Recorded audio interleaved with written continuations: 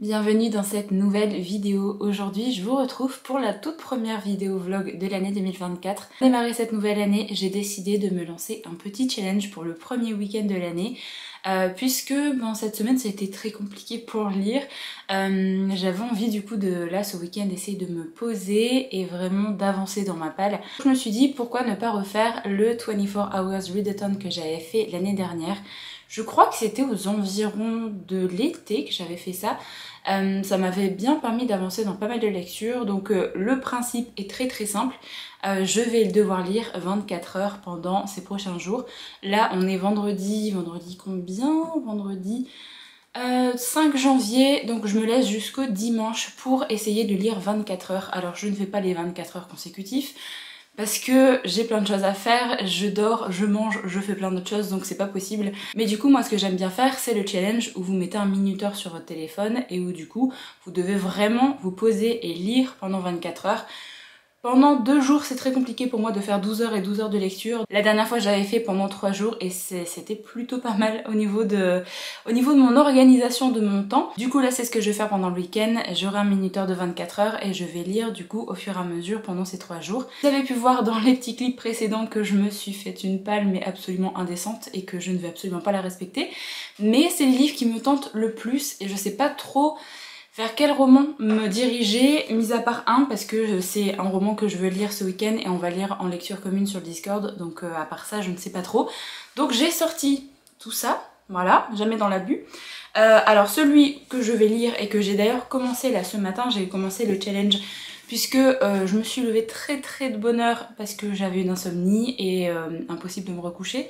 Donc j'ai commencé à lire, je crois que j'ai lu à peu près une bonne heure déjà. J'ai donc débuté le nouveau roman de Morgane Moncomble avec Un hiver pour te résister. Il est sorti là cette semaine et du coup c'était l'occasion de le lire directement ce week-end. En plus on va en parler sur le Discord, on fait une petite LC et je suis trop contente de retourner dans un livre de cette autrice parce que j'avais vraiment beaucoup aimé son premier titre qui était Un automne pour te pardonner, qui se passait du coup en automne au moment d'Halloween, et là ça se passe à Montréal. On va parler de patinage artistique et de 2 personnes qui font du patinage et qui vont devoir faire un couple, participer au Mondiaux. Donc on va connaître un petit peu les 2 personnages.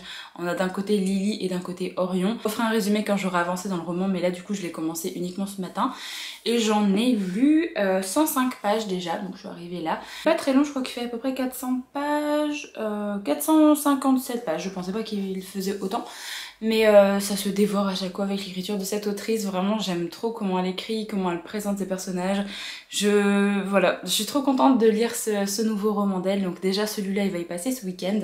Je pense clairement que les 2 petits graphiques que je suis allée me chercher cette semaine vont y passer aussi. Je m'étais prise The Tunnel to Summer, le tome 4. J'avais lu les 3 premiers tomes ici, donc là c'était le premier tome, le tome 2 et le tome 3.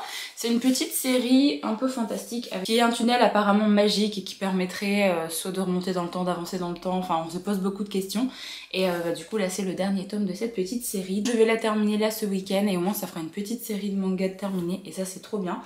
Et sinon je vais avancer également dans la série Nina du Royaume aux Étoiles. J'ai pris le tome 3 là cette semaine à la librairie, j'aime trop la couverture, vraiment. Je suis toujours aussi fan des graphismes. Très contente d'avoir trouvé le tome 3 à ma librairie parce qu'il n'y a pas tous les tomes là-bas, donc là je suis très contente. Je suis tombée sur le tome que j'avais pas, donc je avançais tranquillement là dans cette série. Et sinon j'ai sorti les 3 livres où je me suis dit j'ai envie de les lire là maintenant. Parce que c'est 3 livres qui me tentent le plus, que j'ai bien envie de lire rapidement. Alors j'ai bien envie de lire le titre que du coup j'ai pioché dans ma vidéo Monthly Reset, qui est donc Entre terre et ciel de Rebecca Roanne Horse. C'est le premier tome d'une trilogie. J'ai bien envie parce qu'en plus c'est une lecture qui est pas très longue, ça fait moins de 400 pages, ça a l'air d'être de la fantasy qui change un petit peu, j'ai très envie de découvrir un peu cet univers, donc je me suis sorti ça.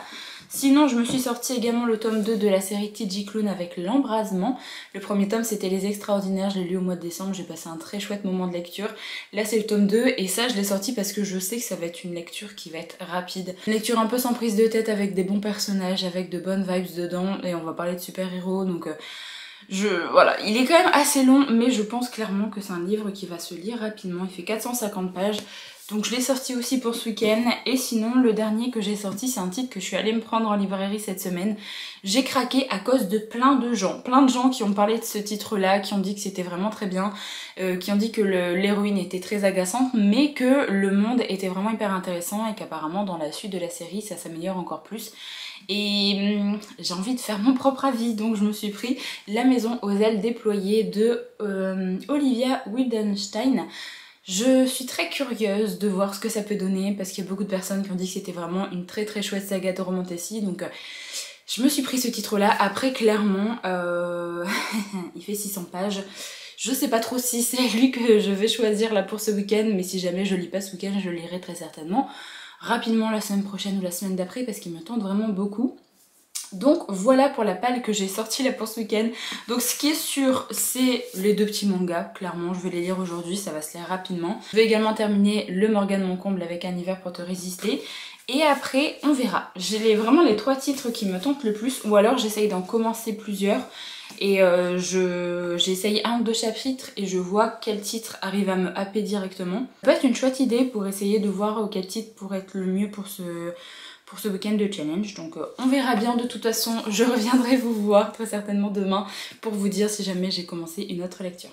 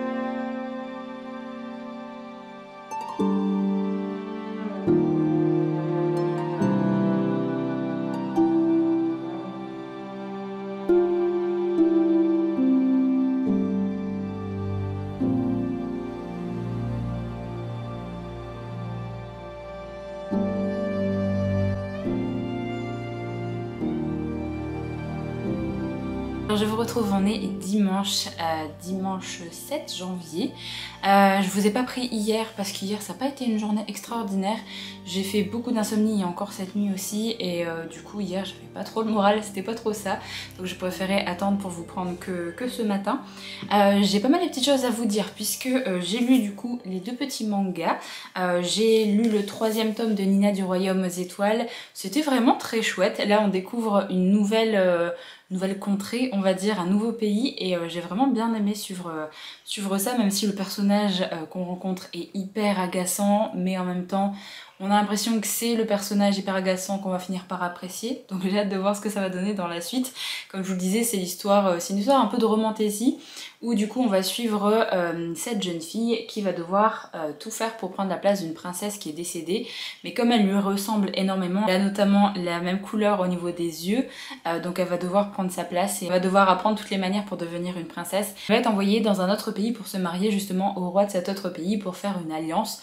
Donc là c'est justement ce qui vient d'arriver, elle vient de partir dans cet autre pays et on va suivre un petit peu ça.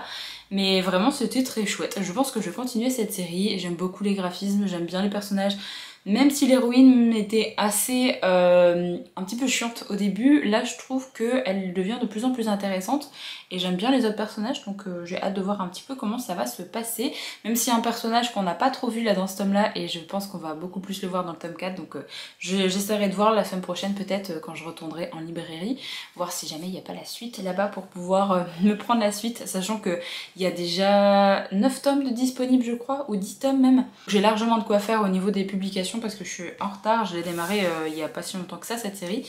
Et sinon du coup j'ai lu également le tome 4 et donc le dernier tome de la série The Tunnel to Summer. J'ai bien aimé la fin, comme je vous l'avais dit, c'est cette histoire où en fait notre personnage principal a perdu sa petite sœur il y a très longtemps. et il va commencer à enquêter un petit peu sur un tunnel qui a l'air magique et assez mystérieux, un tunnel qui permettrait peut-être de retrouver sa sœur, et il va y avoir l'une de ses amies de classe qui va venir avec lui et ils vont faire des essais plusieurs fois dans ce tunnel pour voir un petit peu ce qui se passe. Et dans ce tunnel c'est assez étrange puisque le temps passe normalement dans le tunnel, mais à l'extérieur le temps passe beaucoup plus vite, ou alors inversement, soit le temps passe plus lentement dans le tunnel et à l'extérieur le temps passe normalement. Donc pour quelques minutes qu'il passe dans le tunnel, c'est quelques heures à l'extérieur, donc forcément à chaque essai c'est un petit peu compliqué pour eux de voir un petit peu jusqu'où ils peuvent aller dans le tunnel. Donc là c'était la petite conclusion de cette série. J'ai bien aimé comment ça se terminait. C'est pas une série extraordinaire, c'est une série dont je vais me rappeler vraiment toute ma vie, mais c'était sympa, j'ai bien aimé la petite conclusion. Donc je suis très contente d'avoir terminé cette petite série, et une petite série en 4 tomes, c'est tellement rare que ça fait plaisir aussi. Et du coup j'ai terminé également le petit Morgane mon comble, qui est donc Un hiver pour te résister.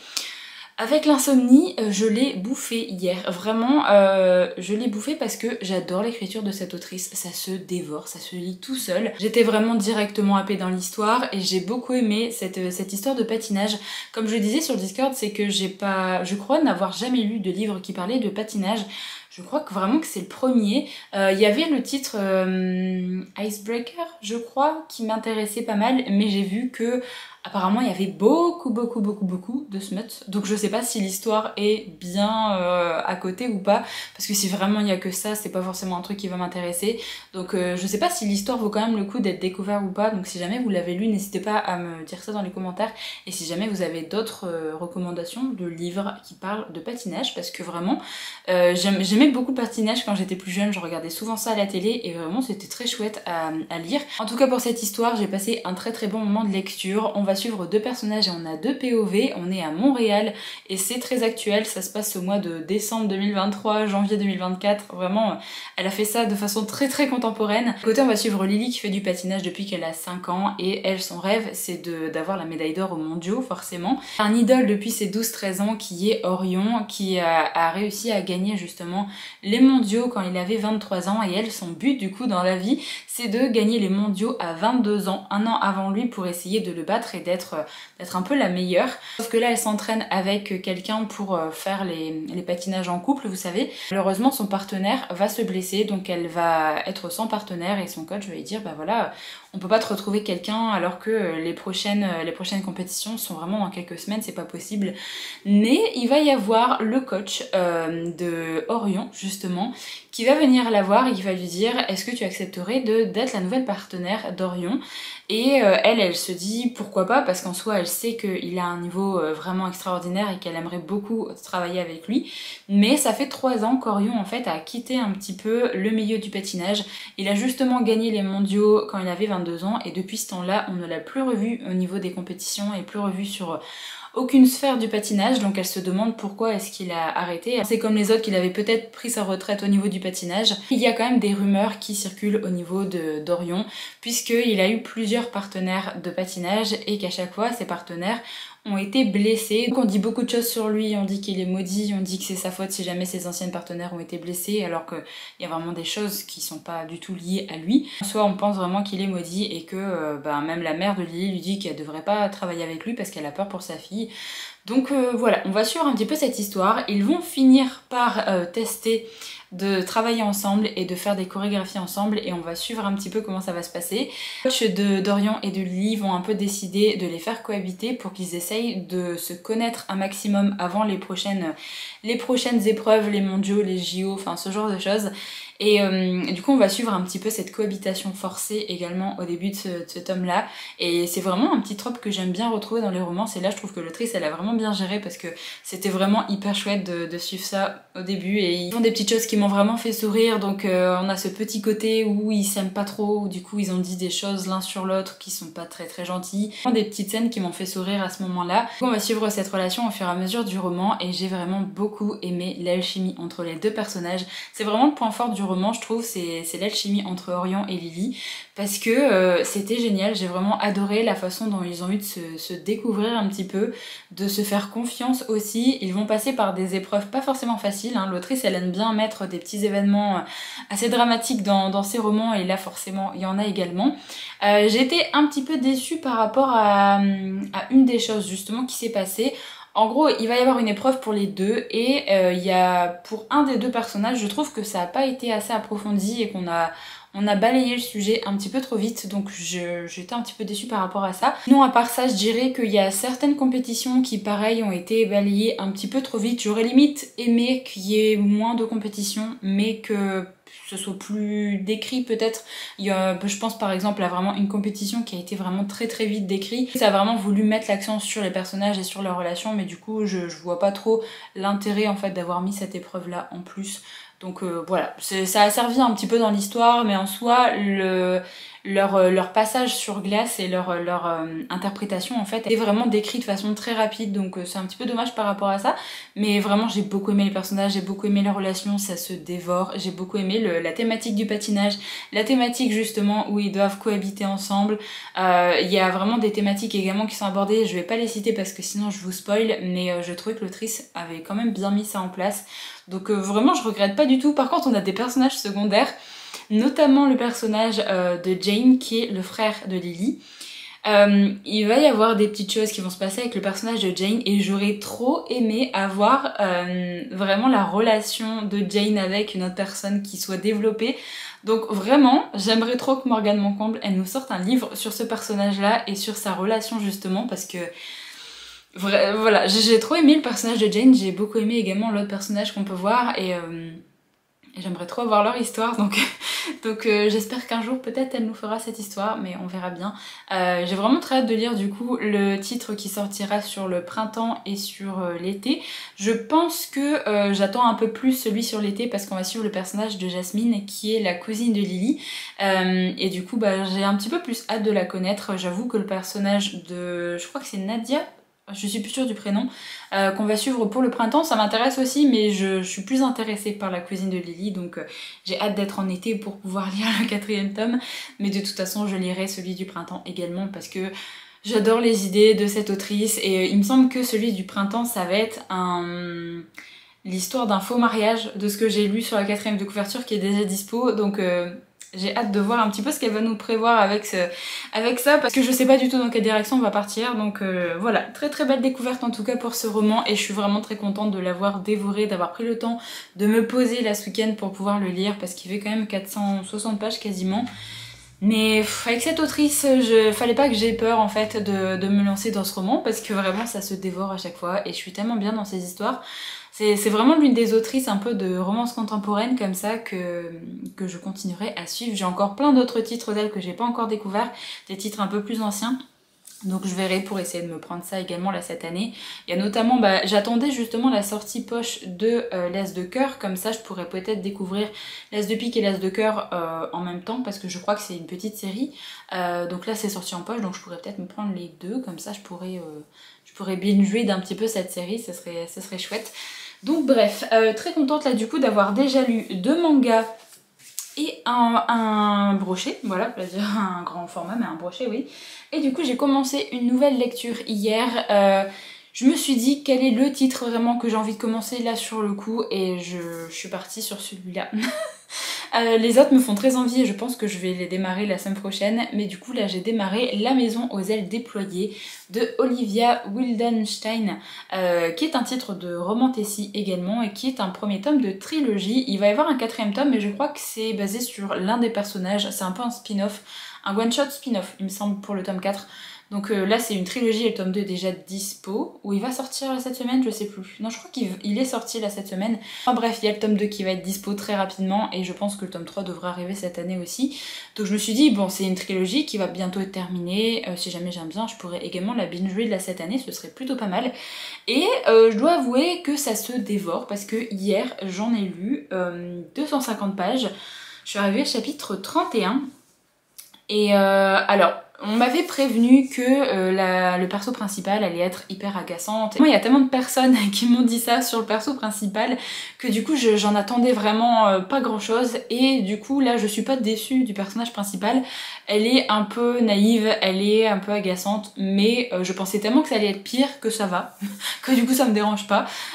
Et du coup dans cette histoire, en fait on a cette histoire où il y a les faillis de sang pur et les faillis qui sont de sang mêlé, qui sont appelés les mi-humains, qui sont mi-humains et mi-faillés. En gros là, je sais pas si vous allez voir sur la map, mais vous avez plein de petites îles à ce niveau-là, et donc c'est là où habitent les mi-humains, mi-faillés, ben, les mi-humains, ils appellent ça comme ça, et du coup sur la grande île de l'autre côté, c'est vraiment les faillis de sang pur qui habitent là-bas, ils sont séparés. Vous avez également les humains, totalement humains, qui sont encore plus séparés et qui vivent un petit peu dans la misère. Nous du coup dans cette histoire, on va suivre Fallon, qui est une mi-humaine, donc mi-humaine, mi-faillée. Comparé aux personnes qui sont mi-humaines, n'a pas du tout de pouvoir magique. Elle fait partie d'une catégorie de faillés qui est les faillés aquatiques, donc elle aurait dû avoir des pouvoirs liés à ça, donc notamment des pouvoirs où elle aurait pu contrôler un peu l'eau, mais elle n'a pas du tout de pouvoir, ses pouvoirs ne se sont jamais déclenchés. Donc elle est un petit peu comme une humaine, sauf que normalement elle a une longévité un peu plus longue que les humains vu qu'elle est mi-humaine. Donc voilà, c'est un petit peu une tare pour sa famille, elle a été rejetée de pas mal de personnes et notamment de son grand-père. Là elle vit avec sa grand-mère et sa mère qui est dans un état un petit peu végétatif, on va dire. Je sais pas trop, on sait pas vraiment ce qui lui est arrivé à sa mère, mais en gros elle est là, son corps est là, voilà, mais elle ne parle plus, elle est vraiment tout le temps dans ses pensées et elle n'arrive plus vraiment à avoir de discussion avec sa mère. Donc on sait pas vraiment ce qui lui est arrivé depuis pas mal de temps. Voilà, pour l'instant c'est la grande question, c'est qu'est-ce qui est arrivé à sa mère et pourquoi elle est dans cet état-là. En fait, donc dans cette histoire, je vais pas forcément vous dire grand-chose parce que l'histoire met du temps à se démarrer. En gros, on suit Fallon qui essaye de travailler dans une sorte de taverne qui fait un peu bordel aussi, mais elle travaille uniquement au niveau du service de restauration pour gagner sa vie, tant bien que mal, pour essayer de vivre avec sa grand-mère et sa mère. Et elle a un crush sur le prince Faé, qui lui est sang pur puisqu'elle a été dans la même école que lui et ils s'entendent vraiment très très bien et elle a un crush sur lui depuis pas mal de temps, sauf que sa grand-mère n'arrête pas de lui dire qu'ils sont pas du même monde et que du coup il ne faut pas du tout qu'elle donne son cœur en fait à ce genre de personnes parce qu'il n'y a aucun avenir en fait pour eux. Elle essaye de faire attention également à ça, mais elle ne peut pas s'empêcher de toujours être en admiration devant ce Dante qui est du coup le prince Faé. Alors c'est son grand frère qui est au pouvoir et de ce que j'ai compris, il y avait son premier frère qui avait pris le pouvoir et maintenant c'est son deuxième frère qui est au pouvoir et lui il a dû passer comme des épreuves pour voir s'il avait la capacité d'être un jour sur le trône aussi. C'est un peu flou au niveau du lore pour l'instant. Et en gros, là de ce que je comprends, on suit en fait la petite vie de Fallon pendant très longtemps. C'est quand même un livre qui met du temps à démarrer parce qu'il fait 600 pages. Donc on commence à connaître un petit peu sa façon de vivre, on commence à connaître un peu ses amis. D'ailleurs ses amis sont hyper intéressants. J'aime bien Phoebus, pas vraiment qui travaille, mais qui est un faillé de sang pur, mais qui est avec elle et qui est au niveau de la taverne aussi, et c'est un personnage que j'aime bien. Bref, on apprend à connaître ça et en gros on sait que sa grand-mère essaye de protéger Fallon de quelque chose depuis qu'elle est enfant. Parce qu'il y a eu une petite épreuve quand elle était plus jeune où Fallon est tombée dans l'eau, sauf que dans l'eau vous avez plusieurs sortes de créatures et notamment vous avez comme des serpents assez géants, des gros serpents de mer et qui normalement défoncent tout ce qui tombe dans l'eau, hein, que ce soit des failles de sang pur, des mi-humains ou des humains. Personne n'a vraiment de chance de s'en sortir quand vous tombez dans l'eau, mais Fallon a réussi à s'en sortir tant bien que mal et du coup depuis ce temps-là on dit que c'est la charmeuse de serpent parce qu'apparemment elle aurait charmé le serpent pour qu'il ne l'attaque pas, sauf qu'on ne sait pas vraiment comment elle a réussi à faire ça. Ça c'est un petit peu ce qui se passe dans le prologue et nous après on la suit des années après une fois qu'elle est beaucoup plus vieille. On apprend qu'elle a une affinité avec les animaux et pas forcément que avec les serpents. Et du coup on sait pas vraiment pourquoi elle a ce genre d'affinité puisque de base elle a pas vraiment de pouvoir, donc peut-être que c'est des pouvoirs très légers qu'elle a et du coup elle peut avoir des affinités avec les animaux vu qu'on a l'impression qu'elle arrive à se faire comprendre des animaux même si elle ne les comprend pas vraiment. Voilà, donc il y a beaucoup de mystères sur Fallon, on sait pas vraiment qui elle est vraiment ou qu'est-ce qu'elle sera capable de faire plus tard. Et en gros, il va y avoir un oracle qui un jour va venir lui parler et va lui dire que elle pourrait monter sur le trône si elle récupérait certaines choses. Donc elle va partir avec cette prédiction et elle sait pas trop quoi en faire, elle sait pas si la personne était folle ou pas. Donc on va suivre un peu cette histoire également à partir de ce moment-là et je vais m'arrêter là au niveau du résumé parce qu'après je vais vous spoiler. Mais en soi c'est un petit peu vraiment le début là de cette trilogie. On a beaucoup d'interrogations sur l'univers, sur Fallon, cette petite prédiction de l'oracle. On a cette histoire également un peu de romantécie avec justement Fallon et son crush sur Dante qui est donc le prince Fae. Moi je passe vraiment un bon moment de lecture, ça se lit tout seul, vraiment quand je me mets dans l'histoire, j'ai pas envie de quitter l'histoire, j'ai envie de toujours savoir ce qui va se passer. C'est vrai que Fallon est assez naïf sur pas mal de choses, notamment sur les histoires de cœur et notamment sur le personnage de Dante. Je trouve que fait peut-être confiance à des personnes un peu trop vite. Vraiment au niveau du world building et au niveau de l'intrigue, je suis assez intriguée justement. J'ai envie de savoir ce qui va se passer avec cette histoire de prémonition, enfin de prédiction de l'oracle. J'ai envie de savoir comment ça va se passer au niveau des faillés, au niveau des faillés de sang pur et des faillés mi-humains. Parce qu'on sent qu'il va y avoir des choses qui vont peut-être bouger. On nous dit qu'on va peut-être avoir un début de guerre aussi. Donc vraiment plein de choses là qui commencent à arriver et qui commencent à s'emboîter. Et j'ai vraiment hâte de savoir un petit peu comment ça va évoluer au niveau de l'histoire parce que j'aime bien. Et vraiment le point positif c'est que ça se dévore et on a envie de savoir ce qui va se passer. Et c'est vrai que au niveau du world building, je trouve que ça change des autres histoires de faillés et des autres histoires de romantécie comme ça, donc voilà. C'est clair que le personnage de Fallon, ce sera pas mon personnage préféré, en tout cas là dans ce premier tome. J'aime quand même bien les autres personnages, il y a plein de personnages secondaires, là notamment des personnages qui travaillent à la taverne, même sa grand-mère, je l'aime bien. Donc je suis assez curieuse de voir comment ça va se passer par la suite, donc je reviendrai vous voir. Là il me reste 14h54 de lecture.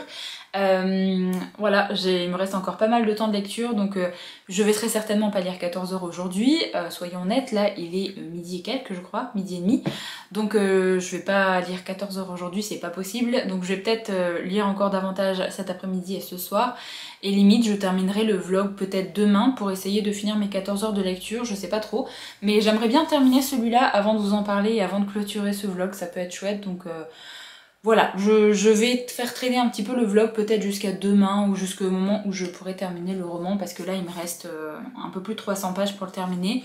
Donc je vais essayer de bien avancer là cet après-midi et comme ça je pourrai vous donner mon avis final sur ce premier tome. Mais franchement, pour l'instant j'aime bien. C'est pas un coup de cœur, mais ça s'annonce quand même une bonne lecture, une bonne découverte et un premier tome de trilogie qui me fera acheter la suite si jamais ça continue comme ça. Donc voilà. Très contente d'avoir suivi un petit peu mon envie du moment parce que j'ai quand même lu 250 pages hier. C'est que vraiment j'avais envie de me plonger dans cette histoire, donc je suis très contente d'avoir démarré celui-là et du coup je vous en reparle très vite. Voilà, je reviens du lundi pour clôturer le vlog puisque j'ai terminé ma lecture du premier tome de la série Le Royaume des Corbeaux, donc c'est la maison aux ailes déployées. J'ai enfin terminé cette briquette de 600 pages. Je suis pas mécontente de l'avoir terminé parce que c'est vrai que c'était quand même un premier tome assez long. Globalement j'ai bien aimé ma lecture, j'ai vraiment bien aimé jusqu'à la fin, c'est pas un favori, c'est pas un coup de cœur, il y a des choses qui sont pas forcément très bien faites, il y a des choses qui m'ont fait lever les yeux au ciel, notamment notre personnage de Fallon qui est le personnage principal, mais vraiment je trouve que le point fort c'est vraiment l'univers, je trouve que ça change de ce qu'on a l'habitude de retrouver en romantécie. Ça change un petit peu des univers de Fae. Surtout au niveau de la fin du premier tome, là ça promet des trucs assez chouettes pour la suite. Donc je lirai la suite avec plaisir, si jamais je peux me le prendre là au mois de janvier, j'essaierai de me le prendre. Mais je vais essayer de pas faire traîner cette série, mais j'ai vu que le tome 2 faisait encore 600 pages. C'est vraiment des très très grosses briquettes hein, quand même pour cette série. Là le premier tome aurait mérité d'être beaucoup plus court, il y a un petit effet de longueur je trouve, mais c'est un effet de longueur qui nous fait pas arrêter le roman, c'est quand même assez addictif, on a envie de savoir ce qui va se passer et ça se lit vraiment très très bien. J'ai vraiment eu du mal, notamment les noms de certains personnages et certaines contrées. Il y a des noms qui se ressemblaient beaucoup trop, moi on me parlait de tel ou tel pays, tel ou tel peuple, je mélangeais tout. Vraiment je mélangeais tout, on nous a cité des fois des informations assez rapidement et c'était pas possible pour moi de distinguer vraiment qui faisait partie de quel peuple, qui tenait avec qui parce que il y a vraiment des noms, j'ai pas réussi à les retenir. Donc j'ai compris grosso modo la situation géopolitique, on va dire, de cette série, mais vraiment il y a des moments où non, je m'en mêlais les pinceaux. Donc, un petit peu compliqué pour moi à certains moments, je trouve que c'était un peu fouillis par rapport à ça. Soit à la fin de l'histoire, j'ai quand même réussi à bien remettre les choses en ordre. Et vraiment la fin de l'histoire m'a vraiment beaucoup plu et on a eu un petit POV, un petit chapitre à la fin avec un point de vue qu'on n'avait pas parce qu'on a suivi vraiment que le point de vue de Fallon tout au long du roman. Et mais j'aimerais tellement, mais vraiment je veux qu'il y ait ce POV dans le tome 2, s'il n'y a pas ce point de vue dans la suite de cette série, mais ça va pas me plaire. Vraiment, je veux trop avoir ce point de vue, je veux vraiment avoir une alternance entre Fallon et avec ce personnage parce que je suis hyper intriguée sur ce personnage, j'ai envie de savoir des choses sur ce personnage-là, donc voilà, j'espère vraiment qu'on aura ça dans le tome 2 parce que si jamais c'est pas le cas, je vais être vraiment déçue. Donc j'espère trop qu'on ait vraiment une double POV dans la suite, dans le tome 2 et dans le tome 3 en soi.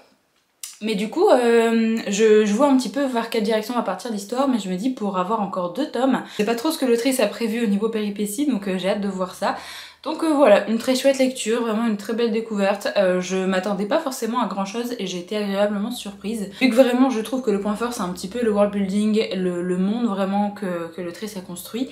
J'ai vraiment hâte de voir la suite et il y a quelques personnages secondaires que je souhaite vraiment retrouver là dans la suite aussi. Donc j'espère que la romance aussi va être plus exploitée dans la suite, que vraiment plein de choses vont commencer à s'imbriquer un petit peu là dans cette suite. Et j'avoue que j'avais vu des personnes dire qu'il y avait des petites similitudes à Cotard et après avoir lu la fin du premier tome, effectivement, il y a des petites similitudes à Cotard. Donc c'est quand même assez léger, je trouve. C'est pas vraiment... c'est pas un titre qui ressemble, hein. Il y a vraiment beaucoup de différences, mais il y a des petits clins d'œil comme ça qu'on retrouve au fur et à mesure. Et j'espère aussi que Fallon va être beaucoup plus intéressante dans la suite et qu'elle sera beaucoup moins naïve parce que là vraiment jusqu'au bout, elle a eu des réactions et il y a eu des choses qu'elle a faites mais je me suis dit mais pourquoi faire ça? Pourquoi? Elle s'est pas posée 5 minutes pour réfléchir à la situation avant de faire la chose. Et même sur certains personnages, elle a vraiment des attitudes, c'est pas possible. Donc j'aimerais vraiment que ça change dans le tome 2, mais apparemment Nina l'a lu le tome 2, elle disait que ça s'améliorait vraiment beaucoup, donc voilà, je croise les doigts pour bien aimer le tome 2, voire l'apprécier encore plus que le premier tome. En tout cas, c'était vraiment une très chouette découverte. Et c'était vraiment parfait à lire là pour ce petit readathon parce que c'est quand même assez addictif. Et même s'il fait 600 pages, ben, j'avais toujours envie d'y retourner, j'avais envie de savoir ce qui allait se passer. Donc très chouette découverte et je suis très contente de l'avoir sortie directement alors que je l'ai acheté la semaine dernière, donc c'est vraiment chouette. Du coup pour le petit bilan de ce 24 Hours Readathon, je n'ai pas lu 24 heures, loin de là. Sur mon téléphone il me restait 9h36 à lire pour si jamais je voulais vraiment lire 24 heures au total. Je fais des petites stats en fait à chaque fois que je terminais un roman, quand j'ai terminé le Morgane Moncomble, quand j'ai lu les mangas aussi et quand j'ai lu quand j'ai terminé également le roman là d'Olivia Wildenstein. J'ai noté un petit peu à quelle minute j'étais arrivée et comme ça j'ai regardé un petit peu mes stats. Ça fait très longtemps que j'ai pas regardé un petit peu combien je pouvais lire par heure et j'aime bien avoir ce genre de stats parce que des fois je me dis, là par exemple j'ai qu'une demi-heure de libre pour lire, est-ce qu'il y a moyen que je lise ce chapitre alors qu'il fait 40 pages et j'aime bien du coup savoir si j'ai les capacités pour lire ou pas ce chapitre-là, et c'est vraiment pour moi, c'est personnel, et du coup je me rends mais tellement compte que je lis beaucoup plus vite les contemporains, les romances contemporaines notamment, parce que là j'ai regardé un petit peu le Morgane Moncomble, je suis à peu près à 130 pages par heure, alors c'était pas une course, loin de là, je me suis vraiment mis pour lire tranquillement, et je trouve ça déjà énorme, vraiment, 130 pages par heure, je pensais pas du tout que je lisais les romances contemporaines comme ça.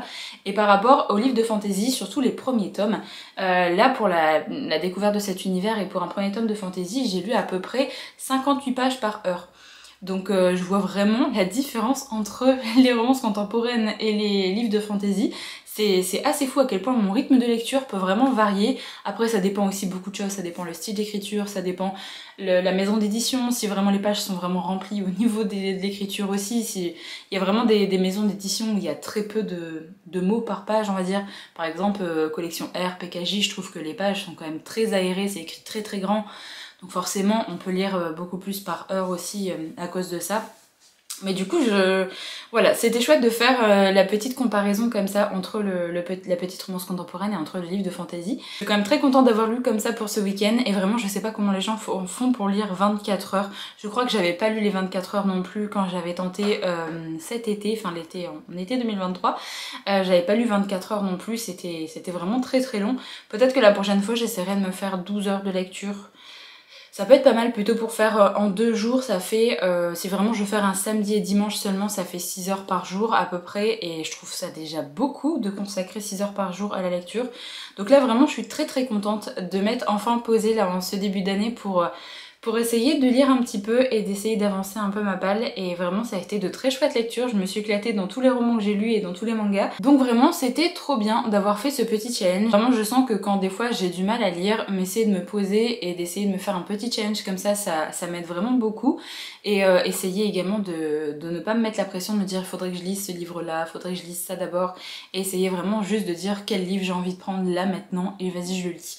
Et c'est vraiment ce qui est arrivé avec le Morgane Moncombe, j'avais vraiment très envie de le lire rapidement après l'avoir acheté et du coup bah il est déjà lu et là pareil j'avais acheté le Olivia Wildenstein en même temps et j'avais pas envie de le faire traîner dans la palle parce que j'étais assez curieuse de savoir un petit peu l'histoire et bah, je suis très contente de l'avoir lu aussi donc voilà, n'hésitez pas du coup à me dire si vous aussi vous faites des petits challenges comme ça de temps en temps. N'hésitez pas également à me dire quelles sont vos premières lectures là de janvier 2024 et si jamais vous avez lu un des livres que j'ai présenté dans la vidéo, n'hésitez pas à me dire votre avis également dans les commentaires. Du coup je vais arrêter cette vidéo ici, j'espère vraiment qu'elle vous a plu. N'hésitez pas également à mettre un petit emoji si jamais vous n'avez pas d'idée de commentaire, ça fait toujours plaisir.